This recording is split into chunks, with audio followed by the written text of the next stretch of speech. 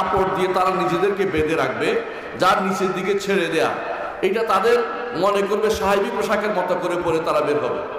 মাথার উপরে বড় ধরনের কাপড় নিয়ে তারা বের হবে, আবার মনে করেন না আমাদের এটা নয়, কারণ আমরা এটা মাথা এবং কাঁধে দিয়ে বের হই, ওরা এটা মাথার উপরে বেঁধে ছেড়ে দিবে, সেরকম কাপড় নিয়ে তারা বের হবে। প্রিয় ভাইরা, দাজ্জালের ফিতনা কি? দাজ্জালের ফিতনা, এক নম্বর ফিতনা হচ্ছে দাজ্জাল, এক নম্বর দাজ্জালের ফিতনা হচ্ছে সবচেয়ে বড় ফিতনা। এমনকি মুহাম্মদ রাসূলুল্লাহ সাল্লাল্লাহু আলাইহি সাল্লাম সহ পূর্ববর্তী সকল নবী রাসূল তাদের উম্মতকে সাবধান করেছে দাজ্জালের ফিতনা সম্পর্কে। দাজ্জালের ফিতনা সম্পর্কে সাবধান করেছে। মুহাম্মদ রাসূলুল্লাহ সাল্লাল্লাহু আলাইহি ওয়াসাল্লাম আরো বলেছেন যে তার ফিতনা এত বেশি হবে যে ঈমানদার তার একেবারে শক্তিশালী ঈমান নিয়ে আসবে তার সাথে মুনাজারা করার জন্য, কিন্তু ক্ষণিকের মধ্যে তার অনুসারী হয়ে যাবে, অর্থাৎ সে ঈমান টিকে রাখা তার জন্য কঠিন হয়ে যাবে। এই জন্য দাজ্জালের ফিতনা অত্যন্ত বড় ফিতনা। দাজ্জালের ফিতনার আরেকটি কারণ হচ্ছে ওই যে জান্নাত জাহান্নাম থাকবে, তার বানানো জান্নাত জাহান্নাম, যেটা আল্লাহর জান্নাত জাহান্নাম নয়, বানানো জান্নাত জাহান্নাম দেখেই মানুষ পাগল হয়ে যায়। প্রিয় ভাইরা, আজকের দিনে মানুষ ইউরোপ আমেরিকার ভালো জীবন যাপনের জন্য ঈমান হারা হয়ে যাচ্ছে। দাজ্জালের ফিতনা দেখলে ক্ষণিকের মধ্যে অন্তত বাঙালি মুসলিমকে মুসলমান পাওয়া যাবে কিনা আমার সন্দেহ আছে। এত বিশাল ফিতনাবাজ তারা হবে যে তারা বেশি বেশি করে জান্নাতে যেতে চাইবে, অর্থাৎ ওই দেখছে নারী নাচতেছে, ওখানে এই হচ্ছে সে হচ্ছে, মদ খাওয়া হচ্ছে, পাগল হয়ে সেখানে ঢুকে যাবে। দাজ্জালের ফিতনা এই জন্য ভয়াবহ ফিতনা। আরেকটা কারণ হচ্ছে দাজ্জাল সে নিজের রব দাবি করবে নিজেকে, আকাশ বৃষ্টি দিবে, সে মনে করবে এটা তো বিশাল ক্ষমতা তার, সে নিজেই ক্ষমতা নিয়ে বাহাদুরি করবে, বাড়াবাড়ি করবে। দাজ্জালকে কেউ অস্বীকারও করেছে। যারা অস্বীকার করেছে ইতিপূর্বে তাদের মধ্যে একজন ছিলেন মোহাম্মদ আব্দুল এবং আরেকজন হচ্ছে আবু উবাইয়া। আর কেউ বলেছেন দাজ্জাল হচ্ছে ক্ষতিকর চিহ্ন, ক্ষতি, অর্থাৎ মানুষ যে খারাপ জিনিস চিহ্ন, এটা আসলে কোনো ব্যক্তি বিশেষ না, নাউজুবিল্লাহ। আবার কেউ বলে পশ্চিমা সভ্যতা হচ্ছে দাজ্জাল, নাউজুবিল্লাহ। শেষের দুইটা বর্তমান সময়ে খুব প্রচলিত। একটা হচ্ছে কি দাজ্জাল মানে যে ক্ষতিকর যিনি এলিমেন্টসকে দাজ্জাল বোঝানো হয়েছে, এরা হচ্ছে যাদের বিবেক নষ্ট হয়ে গেছে কিন্তু দাবি করে যে তারা বিবেকবান, এরা এটা বলে থাকে। আরেক গোষ্ঠী আছে পশ্চিমা সভ্যতাকে দাজ্জাল বলে, এরা হচ্ছে হিজবুত তাওহীদের অনুসারী, এরা দাজ্জাল বলে। ঠিক দাজ্জাল অনুরূপভাবে দাজ্জালকে দাজ্জাল না বলে ক্ষতিকর দিক বা পশ্চিমা সভ্যতা হিসেবে বলে কাদিয়ানীরা, কারণ মাহাদির সাথে দাজ্জালের দেখা হবে। এখন তো মাহাদিও না দাজ্জাল, তাদের মাহাদি তো হচ্ছে কাদিয়ানী, দাজ্জাল কই, তখন তারা বলে, অর্থাৎ ইউরোপিয়ান সভ্যতা হচ্ছে দাজ্জাল, সেই জন্য দাজ্জালের সাথে মাহাদির মিল হয়ে গেছে, নাউজুবিল্লাহ। এই জিনিস বসে বসে সারাদিন মিলা, এইগুলি হচ্ছে এই দুই গোষ্ঠীর কাজ। এদের অনুসারী এখন বাংলাদেশে প্রচুর রয়েছে। আমার সাথে এদের মাঝে মধ্যে এরকম অনেক দেখা হয়, তারা অনেকে বলে থাকে আপনি দাজ্জালের আশায় বসে আছেন, দাজ্জাল তো চলে আসছে, নাউজুবিল্লাহ। তা আমি বললাম দাজ্জাল আসলে ঈসা আলাইহিস সালাম কই? বলতে ঈসাও চলে আসছে, নাউজুবিল্লাহ। ঈসা চলে আসছে কেমনে? কাদিয়ানী বলে আমি দাজ্জাল, আমি মাহদি, আমি ঈসা, দুটেই সে। তো আবার মাঝে মধ্যে সে বলতো আমি তো মারিয়ামও, নাউজুবিল্লাহ। একবার বলে মাহদি, একবার বলে মারিয়াম, একবার বলে ঈসা। তো বলে যে তুমি তো এলে ওই রাসূলুল্লাহ সাল্লাল্লাহু আলাইহি ওয়াসাল্লাম বলেছেন তিনি ইয়া দিয়ে নামবেন, দুই ফেরেশতার হাতে ভর দিয়ে নামবেন ইয়াতে সিরিয়াতে, সেটা কিভাবে হলো? বলে যে হাদিস এটা মানি না, তা হাদিস মানে না।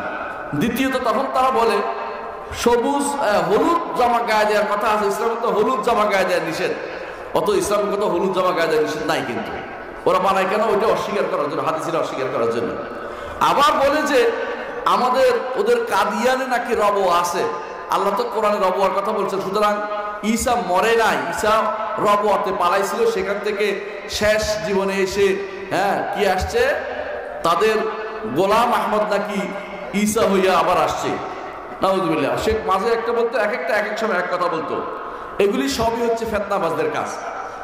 অবশ্যই দাজ্জাল মানুষ, দাজ্জাল মানুষ, রাসূল এত বর্ণনা দিয়েছেন মানুষ হিসেবে বর্ণনা দিয়েছেন, কিন্তু এরা মানুষ মানতে রাজি না, তাহলে তারা রাসূলুল্লাহ সাল্লাল্লাহু আলাইহি ওয়াসাল্লাম হাদিসকে অস্বীকার করছে। প্রিয় ভাইয়েরা, আবার এক গোষ্ঠী আছে দাজ্জাল যে সমস্ত কাজ করবে অলৌকিক কাজ, এগুলিকে অস্বীকার করেছে। এদের মধ্যে ইমাম ইবনে হাজম রাহমাতুল্লাহ আলাইহি, আল্লাহ তাকে ক্ষমা করুন, তিনি বলতেন যে বাস্তবে সেটা ঘটবে না, আসলে বাস্তবেই ঘটবে, যা সে করবে বাস্তবেই করবে, ঈমান আনতে হবে এটার উপরে, অবাস্তব কোনো কিছু নয়। সে মানুষকে ধোঁকা দিবে, অর্থাৎ শুধু বেলকি দিবে তা নয়, বাস্তবে কিছু পরিবর্তন সে করতে পারবে। আল্লাহ তাকে এই ক্ষমতা তাকে দিবেন, কেন? ঈমান পরীক্ষা করার জন্য। দাজ্জাল থেকে কিভাবে বাঁচতে হবে প্রিয় ভাই? দাজ্জাল থেকে বাঁচার জন্য কয়েকটি কাজ করতে হবে। এক নম্বর হচ্ছে বিশুদ্ধ ইসলাম চর্চা করতে হবে। বিশুদ্ধ ইসলাম চর্চা করতে হবে। কিভাবে করবেন? ঈমানটাকে বিশুদ্ধ করেন। আর ঈমান বিশুদ্ধ হতে হলে আল্লাহর নাম এবং গুণের স্বীকৃতি দিতে হবে। আল্লাহর নাম এবং গুণ, কেন বলছি এটা? মুহাম্মদুর রাসূলুল্লাহ সাল্লাল্লাহু আলাইহি ওয়াসাল্লাম বলেছেন, তোমাদেরকে আমি একটা কথা জানিয়ে দেব, যার মাধ্যমে তোমরা ফিতনা, দাজ্জালের ফিতনা থেকে বাঁচতে পারবে, যেটা অন্য কেউ বলে না, একমাত্র আমাদের নবী বলে দিয়েছেন। সেটা তিনি বলেছেন, তোমাদের রব গোরা নন, অর্থাৎ এক চোখ নাই এরকম না। তাহলে আমাদের রবের কয়টা চোখ আছে? দুইটা চোখ আছে। ঈমান আনতে হবে।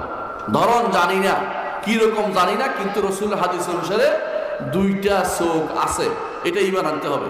তিনি বলেছেন যে দাজ্জালের একটা চোখ নষ্ট থাকবে, যদি সে রবই হইতে পারে, চোখটা ভালো করতে পারবে না।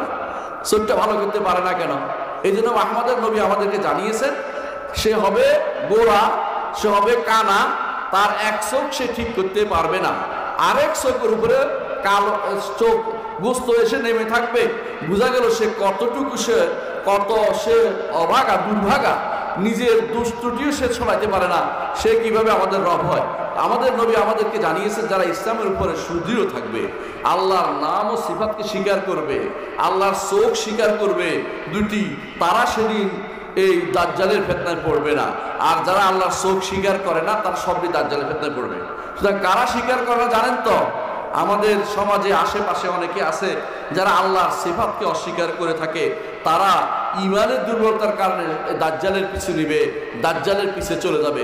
এই জন্য আল্লাহর সিফাত যত বেশি চর্চা হবে, দাজ্জালকে তত হাকির মনে হবে, তাকে ততই মনে হবে তো কিছুই না, তুচ্ছ জিনিস, দাজ্জাল তুচ্ছ, তবে আপনার কাছে দাজ্জালকে তুচ্ছ মনে হবে। দ্বিতীয় যা করলে আপনি দাজ্জালের ফিতনা থেকে বাঁচতে পারবেন, তা হচ্ছে প্রতিদিন দোয়া করবেন। সালাতের মধ্যে বিশেষ করে দোয়াটা করবেন, আল্লাহুম্মা ইন্নী আউযু বিকা মিন ফিতনাতিল মাসিহিদ দাজ্জাল। আপনাকে দোয়া করেন, কে কে দোয়া করেন দেখি? আমরা সবাই দোয়া করি। শুধু এই দোয়া যতক্ষণ থাকবে, এই দোয়া করলে আল্লাহর কাছে আল্লাহ আপনাকে দাজ্জালের ফিতনা থেকে হেফাজত করবেন। রাসূলুল্লাহ সাল্লাল্লাহু আলাইহি ওয়াসাল্লাম আমাদেরকে প্রতি সালাতের শেষে এই দোয়াটা করতে নির্দেশ দিয়েছেন।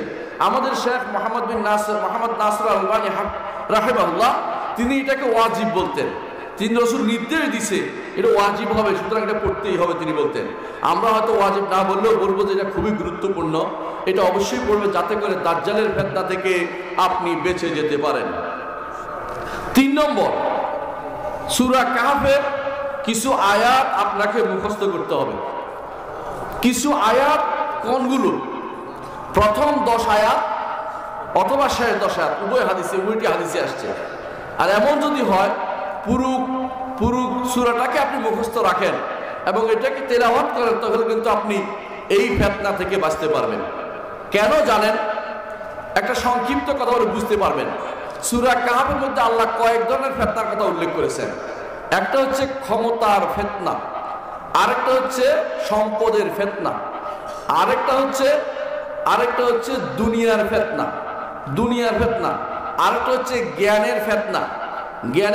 3-4 রকমের ফিতনার কথা আল্লাহ উল্লেখ করেছেন এই সূরার মধ্যে।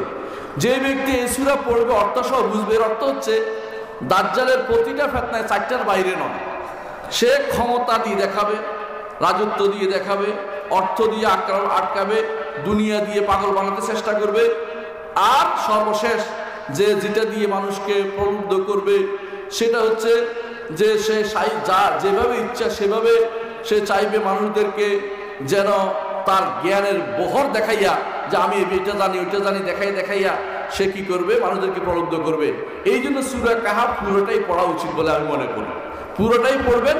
সব ধরনের ফিতনা থেকে হেফাজতের জন্য সূরা কাহাফ খুবই গুরুত্বপূর্ণ। কারণ দুনিয়ার ফিতনা এই চারটার বাইরে নয়। কখনো ক্ষমতার ফিতনা, যেটা করেছিল ওই আসহাবে কাহাফের সাথে রাজা করেছিল, আল্লাহ তাদেরকে বাঁচিয়ে দিয়েছেন। দ্বিতীয় হচ্ছে সম্পদের ফিতনা, যেটা করেছিল বাগানওয়ালা দুই ভাইয়ের সঙ্গে নিয়ে, ফিতনা আল্লাহ বাঁচিয়ে দিয়েছেন। তারপর দুনিয়ার ফিতনা, সেটা আল্লাহ উল্লেখ করছেন, আল মাল ওয়াল বানুন জিনাতুল হায়াতিদ দুনিয়া, ফিতনার কথা। তারপরে উল্লেখ করেছে আল্লাহ তাআলা সর্বশেষে ইলমের ফিতনা, যে ইলমের ফিতনা দিয়ে দুনিয়ার যে ইলমের ফিতনার কারণে আল্লাহ তাআলা পাঠিয়েছেন মুসা আলাইহিস সালামকে, পাঠিয়েছেন খিদরের কাছে। এই ফিতনা, সব রকমের ফিতনা থেকে বাঁচার জন্য সূরা কাহাফটা খুবই জরুরি। সেই জন্য সূরা কাহাফ যদি আপনি পড়েন, দাজ্জালের ফিতনা থেকে আপনি নিরাপদ থাকতে পারবেন। তবে মনে রাখবেন, শুক্রবারে বাধ্যতামূলক নয়, সপ্তাহের যে কোনো দিন পড়লেই হবে। শুক্রবারে নির্ধারণ করে হাদিসটা দুর্বল, শুক্রবারে নির্ধারণ করে বলাটা হাদিসটা দুর্বল। তবে অন্য যে কোনো দিন, শুক্রবারও একটা দিন, সেই হিসাবে পড়তে পারবেন, অন্য দিনও পড়তে পারবেন। শুক্রবারে ছুটে গেছে, কোনো সমস্যা নেই, অন্য দিন হলেও পড়তে পারবেন, কোনো সমস্যা নেই। এর মাধ্যমে আপনি দাজ্জালের ফিতনা থেকে বাঁচতে পারবেন। চতুর্থ হচ্ছে, দাজ্জালের কথা শুনলেই পালাবেন, দাজ্জালের ফিতনার জন্য উন্মুখ হয়ে থাকবেন না। আমাদের সমাজে অনেকেই এখন দাজ্জালের ফিতনার জন্য তারা উন্মুখ হয়ে আছে। কেউ দাজ্জালের উপর বই লিখে বাজারে বিক্রি করতেছে, বিশেষ করে হিজবুত তাওহীদের লোকেরা। ঠিক আরেক গোষ্ঠী আছে, মাহাদিকে টেনে আনতেছে দাজ্জালকে নিয়ে আসার জন্য। এগুলি সবই হচ্ছে ফিতনাবাজ, নিজেরা ফিতনায় পড়েছে। আলা ফিল ফিতনাতে সাকাতু, ফিতনার মধ্যে নিজেরা পড়ে গেছে। সুতরাং এদেরকে সাবধান করবেন না। আমাদেরকে রাসূলুল্লাহ সাল্লাল্লাহু আলাইহি ওয়াসাল্লাম নির্দেশ দিয়েছেন, তোমাদের কেউ দাজ্জালের কথা শুনলে তার সামনে যাবে না, ওয়াল ইয়ানা আন, তার থেকে দূরে সরে যাবে। কোথায় যাবে? তারা পাহাড়ে পালিয়ে যাবে, যেখানে দাজ্জাল ঘুরে তাকে খুঁজে বের